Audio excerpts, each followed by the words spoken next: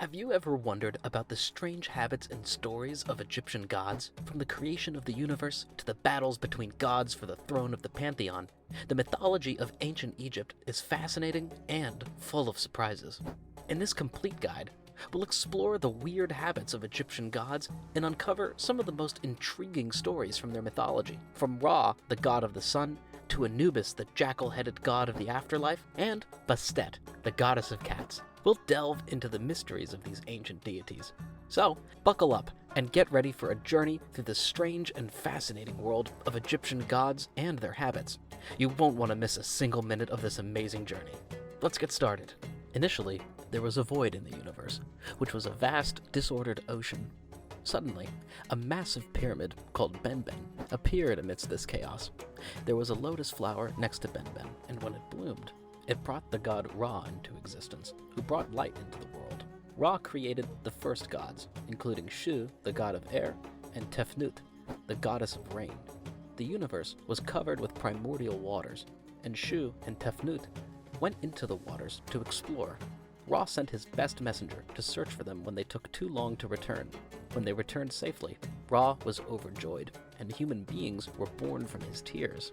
Geb, the god of the earth, and Nut, the goddess of the sky, were born from Shu and Tefnut's children.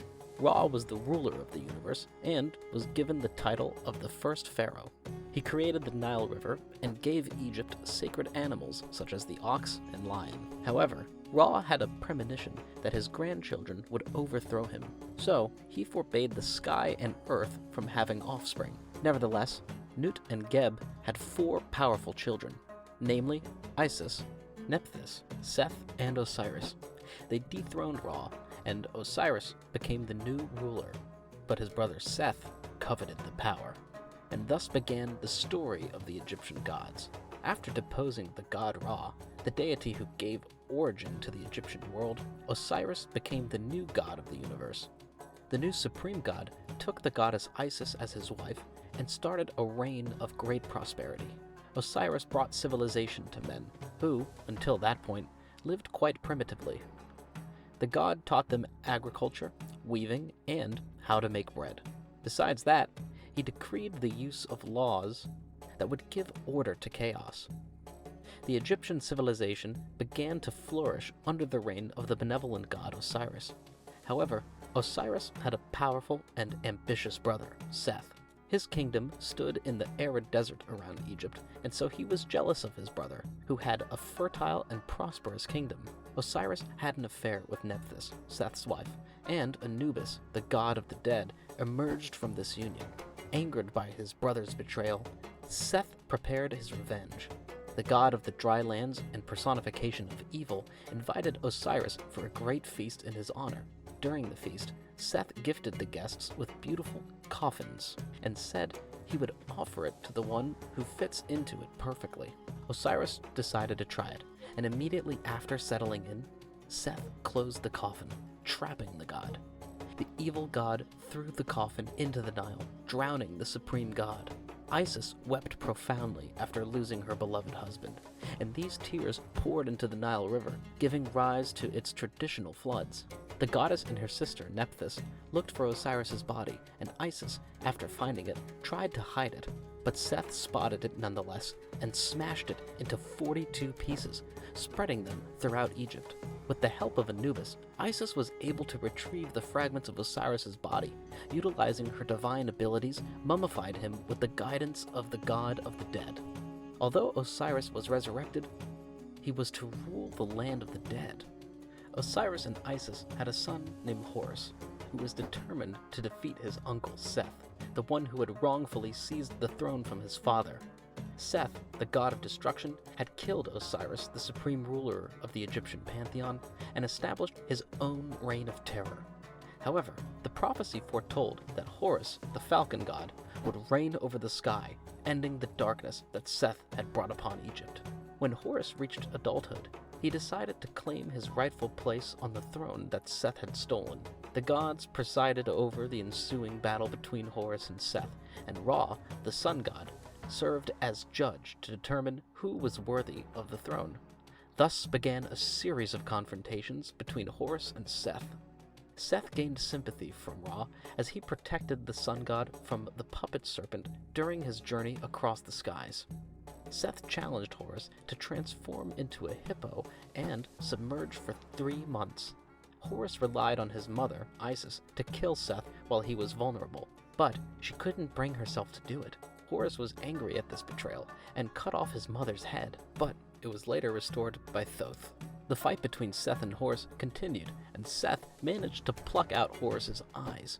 With the help of Hathor, Horus regained his sight, and the court of gods demanded a reconciliation between the two. Seth invited Horus to a feast, but tried to abuse him. Horus defended himself, preventing Seth from succeeding. Horus sought revenge by placing his divine seed in contaminated lettuce leaves, which Seth ate and became poisoned. The court granted Horus the throne, and Seth was humiliated with a golden disc on his forehead. Thoth ingrained the disc into his own head, and after 80 years, Horus assumed the throne. Isis was proud to see her son and Osiris take the father's throne, while Seth's fate was to travel with Ra, and his screams were heard as thunder. Horus's reign began, and all the pharaohs who followed were his descendants. In Egyptian mythology, Ra is the god of the sun, typically depicted with a falcon head and a man's body. He wears a sun disk above his head. Once the most powerful of all gods, he eventually grew old and chose to give up his power and ascend to the heavens. Ra is one of the most venerated figures in Egyptian mythology, responsible for driving away darkness by crossing the sky in his sunboat to light up the entire world. At sunset, he and his vessel would plunge into the sea waters and journey through the netherworld, passing through 12 gates, with each gate taking an hour to navigate. One of these gates belonged to Osiris, whom Ra visited to pay his respects.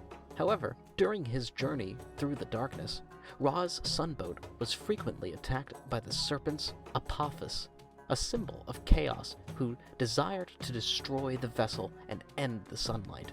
Although Apophis succeeded in swallowing the boat once, Seth, the god of destruction, who had been sentenced to navigate with Ra, aided in its defense, helping to defeat the serpent and make Ra's underworld journey safer. These events were believed to be the cause of solar eclipses in ancient Egyptian mythology. Ra, an Egyptian deity, was worshipped throughout the country, but he was particularly revered in Heliopolis. Ra was so highly regarded that other traditions of Egyptian religion merged his depiction with their own pantheon's greatest figures. For example, Amun and Atum, the supreme gods, were also known as Amun-Ra and Atum-Ra. Many pharaohs, including Ramses, used the god's name to reinforce their divinity in the eyes of their subjects. Anubis, the jackal-headed god, is an Egyptian deity associated with the afterlife. Anubis played various roles over the centuries, including being the main deity linked to death and the god of embalming and mummification. In funeral rites, a priest wearing a jackal mask was a common sight during the mummification process. Anubis was also the protector of tombs and cemeteries. According to mythology, Anubis was the son of the goddess Nephthys and Seth, but was not born of their union. Nephthys had disguised herself as Isis and mated with Osiris, which enraged Seth. Seth plotted against Osiris, killing him and scattering his body parts across Egypt. Anubis helped Isis gather the pieces and transform Osiris's body into the first mummy. Some reports suggested that cats were regarded as members of the family in ancient Egypt, and they were even said to have bravely entered burning houses to aid their human companions in escaping the flames. These feline companions were sometimes believed to have perished in the fire, but were then revived by the goddess Bastet, reinforcing the belief in the popular saying that a cat has 9 lives. Due to their sacred status, cats were mummified and dedicated ceremonies were established in Egypt for their remains. Bastet, the goddess of cats, is sometimes associated with Sekhmet, the lion goddess. Sekhmet was known for her ferocity and love for bloodshed, but was eventually transformed into a gentle cat goddess who enjoyed drinking milk. Other stories suggest that Bastet and Sekhmet were sisters and daughters of Ra, the sun god. Despite the decline of the worship of Egyptian gods, cats continue to hold a special place in people's hearts and are often seen looking at humans with hopeful eyes, longing for their former divine status to be recognized once again.